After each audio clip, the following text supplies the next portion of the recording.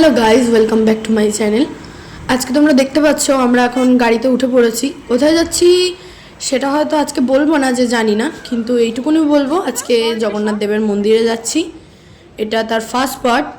গিয়ে এই শালিমার স্টেশন থেকে আমরা খাবার দাবার কিনে নিয়েছি, গিয়ে খেতে শুরু করে দিয়েছিলাম। তোমরা জানোই আমরা বেরোই শুধু খাওয়ার জন্যই হয়তো। তারপরে এই যে আমাদের ট্রেন চলে এসেছিলো, ট্রেনে তারপর হাঁটতে হাঁটতে আমরা পৌঁছে গেছিলাম আমাদের বগিতে। আমাদের G15 বগি ছিল। এই যে আমার সুটকেস নিয়ে আমার বোন হাঁটছে, তোমরা দেখতে থাকো।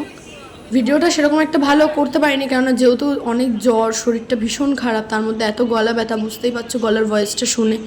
তারপরে আমরা আমাদের বগিতে উঠে যাই সবাই মিলে একে একে। তারপরে দেখছিলাম কোথায় সিট আছে না আছে, যেহেতু আমাদের প্রথমবার এত দূরের একটা জার্নি হোল ফ্যামিলি মিলে, তাই জন্য একটু প্রবলেম হচ্ছিল। তো এই যে আমাদের বগিটা, আর আমি বসেছিলাম স্লিপারে, যেহেতু ভীষণ ভালো লাগছিলো রাত্রিবেলার সিনারিটা।